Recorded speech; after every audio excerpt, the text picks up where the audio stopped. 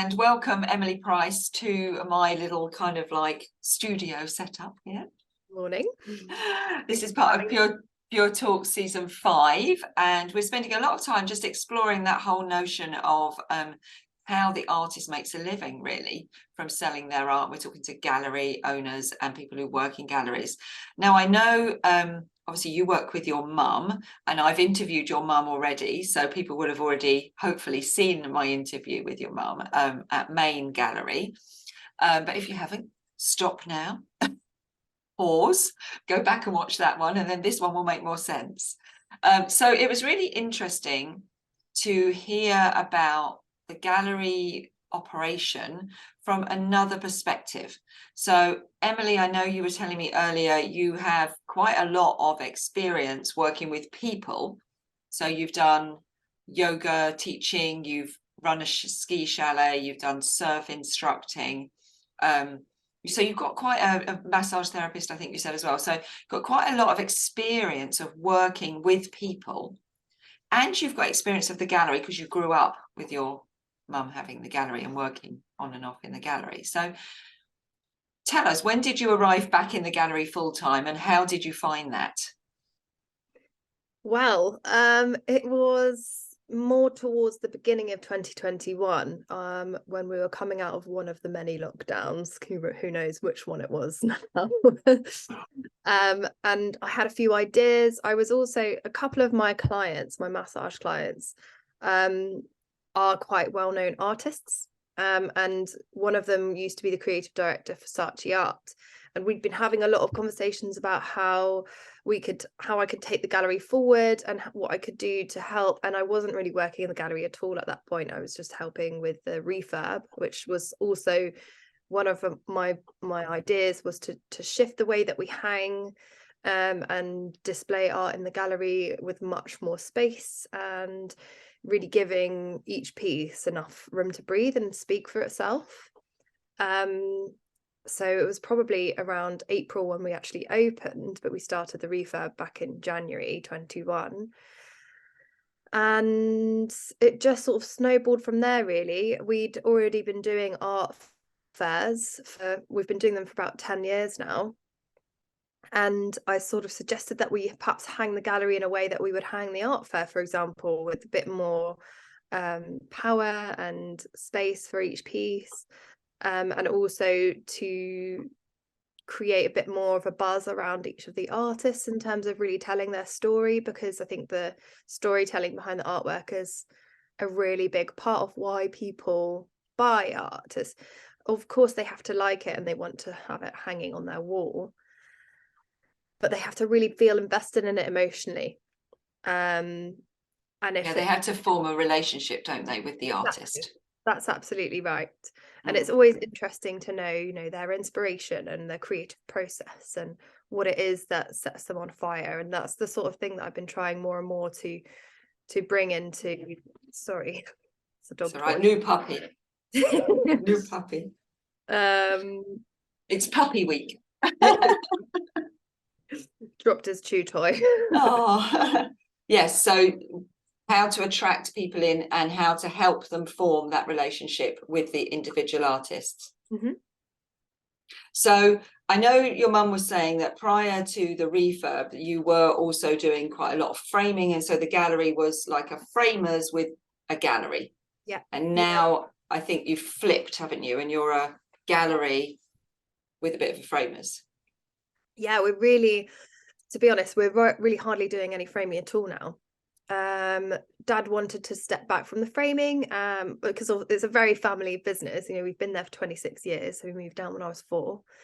Dad was framing prior to that, and we also found that we spent a lot of time designing the framing with customers to come out with maybe £100 job, and it just wasn't necessarily worth the time. We didn't get to invest the time spending it on marketing the artists, which is where we really need to go. Because we have limited resources. Obviously, it's my mum and I, and we need to spend our time more wisely. And I felt like we both felt that letting go of the framing side of things would help us to push forward the gallery aspect of the business. So we really hardly do any framing now at all. That quite must nice. have been quite hard though, letting go of something that had been a regular source of income. It absolutely is. It really is. And, you know, we have, because we have such a big client base of framing clients, it's you still get people coming in and they're all very disappointed, and you feel like you're letting people down, and it is really hard to pivot. I think it takes quite a lot of courage to pivot a business from, you know, we're not necessarily changing the entire business model, but it is a big change. You're changing the audience, aren't you? Absolutely. And we're working with a local framer who's very good, and you know, we forward people to him and they're happy with that. And you know, you get the odd person who is put out, but it's understandable because we've probably been doing their framing for 20 odd years. So you just have to kind of give a bit of grace, I suppose. Absolutely. And how have you attracted a new audience in then? So you've had that framing audience coming in, now you've pivoted pretty significantly. How are you attracting in that new client that wants to form relationships with artists and spend more? It's obviously a much bigger budget than the framing budget that you're looking for. I mean, the framing was always a portion of the business. It wasn't the entire business. So it's important to remember that we didn't completely pivot. We did already have paintings that we were selling at a higher price point to those clients. But it's a case of really trying to target them more and more, and having time to do that as well when we're not designing framing. So that's, for example, a lot of our clients are second homeowners because we're based in the southwest, but we've also, and it's always easier to attract repeat buyers than it is to get new people in, and we do have quite a loyal client base, but you know, you get to a point where they've filled up their first home and their second home, and and you need them to buy another home. Are you thinking of extending? It's always fun encouraging them to maybe put it behind partition wall or have a bit more work on the wall there. So we've really focused more on, again, going back to art fairs and doing more of them. So we've increased the amount of footfall that are coming past our gallery. And of course, there's 100 odd galleries at each art fair, but you're getting new clients that wouldn't necessarily walk through the door or might not even see your website. We are also in the process of creating a new website, and it's going to be launched hopefully by the end of the month. Okay, perfect. So this will be going out in January. So hopefully when people are watching this, they'll be able to see it. I'll just quickly screen share your current website. I've just got to establish. The new one's going to be much more fancy. Are you working on the new website? I'm not a web designer, so we have actually worked with a company who specialise in gallery websites, and they're called Blue Cubes. They're based in Ireland. They've been incredibly helpful, very knowledgeable, really know what they're talking about, and have really delivered a beautiful site. So this is your current site. So hopefully when people are watching this in January, your new beautiful new site will be available, but this is still easy to navigate at the moment if for some reason that hasn't happened. But will your new site have e-commerce? Yes, and people will be able to follow artists, which I think is really important. So if there's someone who they love and they really like the style of, but we sold out for some reason, or they don't want the ones that we've got available, they can follow them and then receive email updates as soon as we upload new works, which I think is really useful. Yes, that is a very that's very like the you mentioned Saatchi Art earlier. There's very much like those kind of websites, isn't it, where you can follow artists on those kind of websites. That's a good innovation, and that will trigger automatic updates for your clients. It does, and it just prompts people to realize that there's always new and fresh things coming on. Obviously we send out a newsletter, but we don't like to bombard people because we only update them when there's actually something really worthwhile and interesting. And I'm sort of conflicted between email marketing and email sequences, whether you should be sending out one every week, but the emails that I get on a regular basis, I get frustrated and then I unsubscribe. So it sort of depends, I think, what product you're selling in a way. Maybe that's just me. avoid I doing one think email marketing, that's a huge subject. I don't know whether we're going to get deep dive into that right now, but that is a huge subject, and it's a contentious subject as well. And I think with everything, you know, it's about time, isn't it? And if you haven't got anything useful to say and purposeful to say, then don't waste people's time. No, I think we get hooked up on this thing. Oh, you've got to send one a day, you've got to send one a week, you've got to send. I think regular is good, keeping contact regularly, but make sure that it's purposeful and you're giving and you're adding value to that person's day. Totally agree. Yeah. And I think that's the way email marketing needs to shift, really, is instead of doing this kind of like bombarding you until you cave in, it's more about being more respectful. And if you've got something useful to say, then I'm very happy to read your email. But if every time I open it, it's the same thing, then I'm not happy to open your email. And as you say, then I will unsubscribe. So make it purposeful and valuable. That's good. Make it purposeful and valuable, I think, are the things that we need to remember, because as I say, we're all very busy people, and it's kind of like why I do these talks and we record them, because then people can watch them at any time and they can dip in and out and get the bits of information they need. And then we send these out as part of email marketing as well, but not in a continual thing. That's the thing, isn't it? It is providing value, and that's what people really want. And if it's not worth their time, then they won't spend the time to open and read. Artists need to understand what makes a gallery minds tick, and buyers need to understand why galleries are taking and artists take the decisions that they do. So it's all very valuable when galleries and like yourself are very generous to share their thoughts and their time. So going back to the art fair, how do you pick the art fairs that you go to? Because there are hundreds and they're all over the world.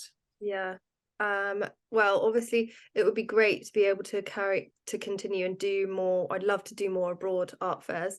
At the moment, it is the sheer cost of export, and there's a lot more complications since COVID. We were going to do Singapore Art Fair, the affordable art fair in Singapore, and we were very close to booking it, but there was a lot of complications with freight, basically, which made it undesirable. But we do the London art fairs. We work with Battersea Affordable. So we were working with Fresh Art Fair, but we have prioritised the affordable art fair because they are very proactive with their marketing. It is gallery only. We do go to art fairs where it's galleries with artists, because people attending those art fairs, generally, we have done them in the past, we find that people are looking for a bargain, and they will try and find out who the artist is and then contact the artist directly, and it's just not worth our time. And we're working with artists because we want to promote them and help them so that they can concentrate on painting and their creative process, because also, generally speaking, not always, but generally speaking, artists are not always the best salespeople. Some of them are amazing, but they are the exception, and that's our speciality, is talking to people, engaging with people, explaining about the artwork in a way that doesn't feel, I don't want to say desperate, that's the wrong word, but I had one artist once say to me, he went to an art fair and they had the pleading eyes, please buy my work. It's very emotional, you're emotionally connected to your artwork, and that's completely understandable. If you weren't, then you wouldn't be producing such beautiful pieces. But then when somebody criticizes it, for example, that's hard. And it's still hard for us, because obviously we've selected the paintings that we believe are worth exhibiting, and obviously we believe in our artists, but it's not the same sort of personal attack. You're slightly disassociated, aren't you? I think when it comes to selling anything, it doesn't matter who you are. If you're selling the thing that you've created, it's hard. Because you're so associated to it, you're so attached to it. An extension of yourself, almost. Exactly. So it doesn't really matter whether it's art or, cards or mugs or anything really, it's always wise to consider having someone else represent you, and you focus on the thing that you're really good at. Yeah. And that's why galleries are so critical in the chain. And as you say, it's not for everybody. I think in life, you know, there's a pathway for everybody, isn't there? And one of the pathways for some artists is going through a gallery, because you do provide them with that. You're the marketing and sales team. Yeah, and it takes a lot of time. So you're prioritizing, or not necessarily prioritizing, your creative process, which is what you love and it's what you do. Whereas it's something that we're focused on and honed in with. So yeah, it was a bit of a long answer really to your question, but the art fairs that we're focusing on are the affordables. We have done Cheltenham Fresh Art Fair and Ascot Fresh Art Fair, but we decided this last year that we would not do that. It was amazing in the beginning, and we did it from the word go, from the start date. Did incredibly well the first year, did not as well the second year, but it's still good. But it's kind of gone for us downhill, and it's not because we don't have great artists and good artwork, because we know it sells in the gallery and it sells at the affordables. Yeah, it's just about audience, isn't it? I think maybe just not the right people. Yeah, it's just about audience, and I think that's how you have to. And as a business owner, you have to be brave and make those decisions. Again, you know, like dropping the framing, you have to say that's not working for me now. Yeah. And I have to look for something else. And yeah. That's really encouraging from an artist's perspective when working with a gallery, that they're not just going to carry on, you know, rinse and repeat. They're going to think, this isn't working now, I'll make a big decision on the behalf of my artists and do something different. So how else do you promote the artists, apart from obviously the brand new website, which will have e-commerce, and the gallery itself and the art fairs? How else do you go about promoting the artists? Well, we have been working on our social media, and I know I've not been entirely consistent. So it's something that I'm actually currently working on. I'm actually in the middle of doing a content creation diploma. So learning really well to tell that story, not only through my emails and my copywriting, but also through social interactions on social networks. And then as of January, I'll be doing an entire year's worth of a diploma in digital marketing. So that's including search engine optimization, Google ads, Facebook ads, Instagram marketing, social media marketing. We do also, of course, we host exhibitions in the gallery. And all of that, again, is promoted through our online marketing. The thing is, now, with the way that you can invest money into, let's say, Google ads or Facebook ads, gets seen by a lot more people, and it's targeted. Whereas back maybe not even 5-6 years ago, let's say, you might be spending a few £100s on a magazine or a local publication, and it might only get seen by a handful of people. So that is something we've moved a little bit more away from, and we're using that money in a more targeted way through targeted adverts online. But we are also really looking forward to, there's a new gallery opening in 2023. They haven't set a date, but I believe that they've thrown about 4 million into the building of the gallery. And it's taken a lot longer than they're expecting. But what we're planning is then to, when they open, create an event where we work together, because I think that it's really important to network with other galleries. We're not competition because we have different art. And I think that having more galleries in a town or in a certain geographical location is actually really beneficial for the town and for the artists and the galleries, because people go there as an art destination. Yeah, absolutely. In-person physical events, including, you know, the exhibitions as well as gallery events.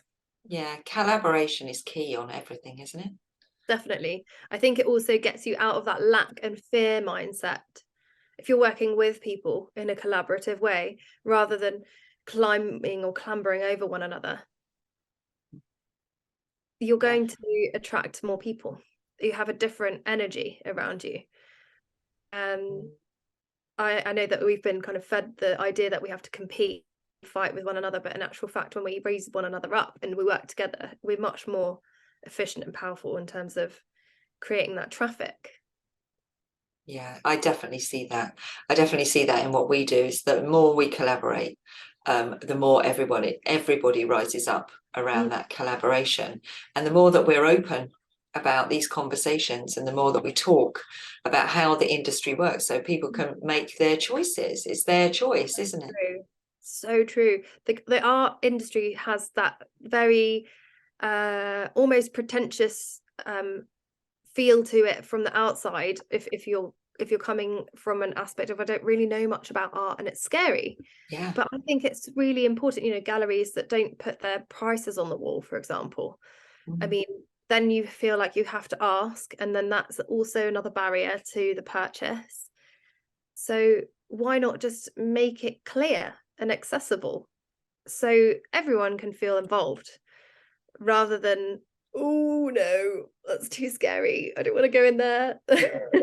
I think the business model for galleries for a very, very long time was rarity and scarcity. Yeah, absolutely.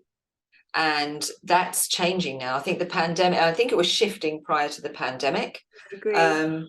But the pandemic has shifted it fundamentally, because over that period of time, people had to really think about how they're going to work. And I think things like the artist support pledge on Instagram. Lovely. What a great idea. Yeah, I think Matthew Burrows came up with, I think it was an idea that, you know, needed to find its moment. And another, if it had been launched at another moment, it wouldn't have worked. Okay. But it was like a perfect moment for something like that, an absolute genius.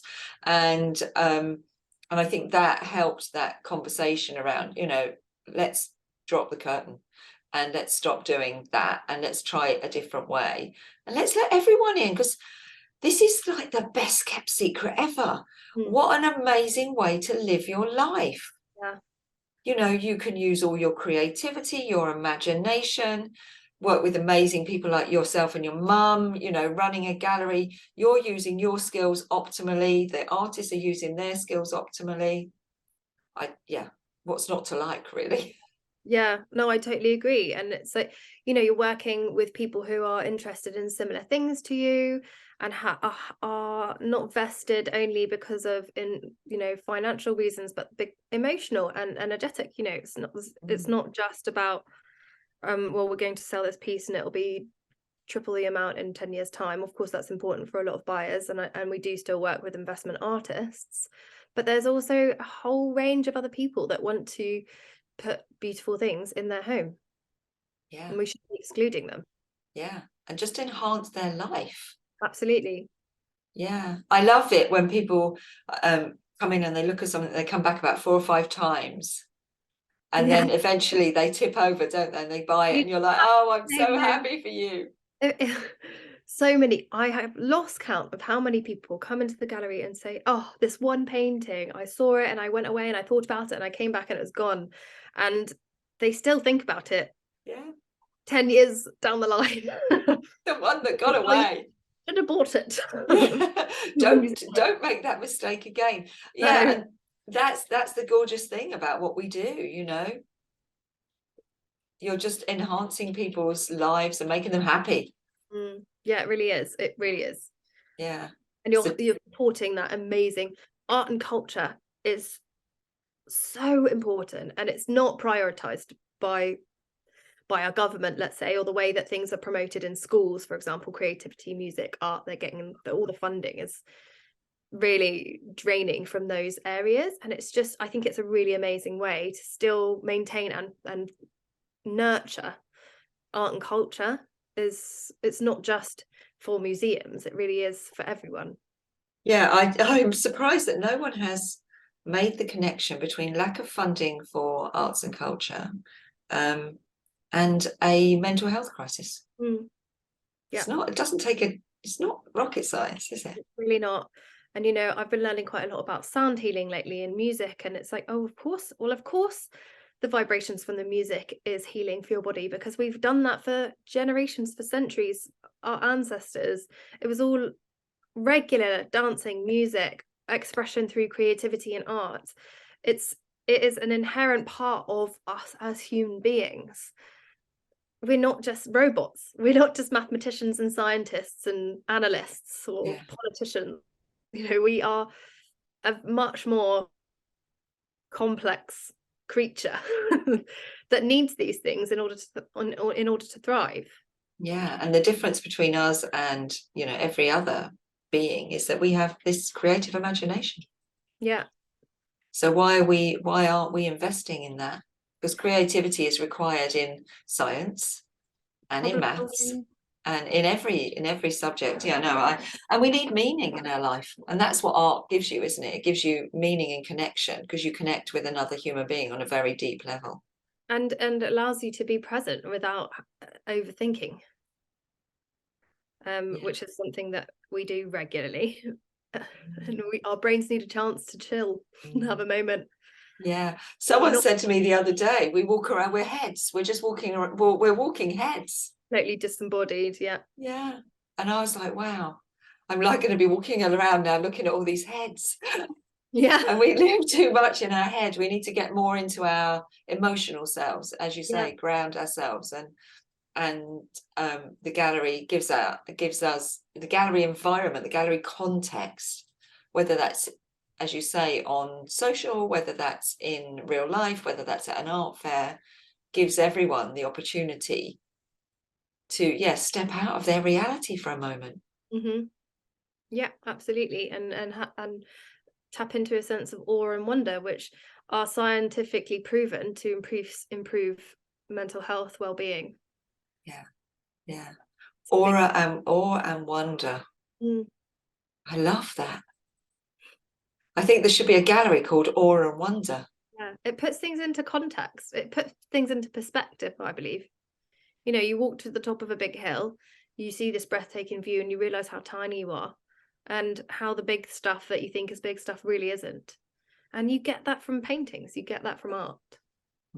It takes you away from all of the chatter, and it helps you really see true beauty. Yeah. So how do you go about selecting the people who you allow into the gallery, the art that you have on the walls? Because that's a big thing when your mission is, you've got a big mission there. It is a tough one, and we get a lot of artists contacting us to have a look at their work, and sometimes it works and sometimes not. And also you can't have too many things in the gallery, because it just doesn't do anyone any favors if everything is cramped and squished together. So for us, it's important to work with people who are, in a way, being innovative and keeping up with trends. But we do also have a relatively traditional client base. So often people are looking for seascapes and landscapes because of our location, because of where we're situated in the country. We're in the South Hams, we're in Devon, and it's got the most stunning coastline, and people often do want those local scenes, especially if it's for second homes, which is a really large proportion of our client base. And then on the other hand, it has to connect with us, and obviously each person is going to have an entirely different emotional reaction to the piece. Not everyone will be bowled over by what I'm inspired by, but I think you have to commit to that, because it would be disingenuous to be selling something that I wasn't entirely enamored by. So it's a tough one, because of course I want to follow trends, and I want to be up to date, and I want to be current and relevant is the word I was looking for. But also some of the current relevant things I really don't get, and they're really not my thing. And also they aren't necessarily our clients' preference. Urban art, for example, I think that there's some amazing urban artists out there. Modern art, abstract art. I love abstract art, but it doesn't sell in our gallery. We really struggle to sell abstract art. So I've tried it several times, and I will still keep trying every now and then. you know, because things change, and I think it's important to stay open. But yeah, it really has to be something that I connect with and that is inspiring to me, and as well as relevant to our clients. So I know that's a really vague answer, but it's something that you can only really feel when you see the pictures. Yeah, I was going to say, it's quite an instinctive thing, isn't it? Yeah, it really is. I always say talent will out. So talent will out, which Yeah, is absolutely. that I've been shown millions and millions and millions of pieces of artwork, and sometimes there's one and you go, it's not my taste, but I can see this person is genuinely very, very talented. Yeah, absolutely. Absolutely. And sometimes, you know, you have to take a risk and be like, well, let's give it a go. Let's have a try. It's, you know, it's really different for us. We'll give it some wall space for 3 weeks, 4 weeks, maybe in the height of summer when we've got lots of people coming through the door, or at an art fair where we're going to have thousands of people walking through those doors, through that stand.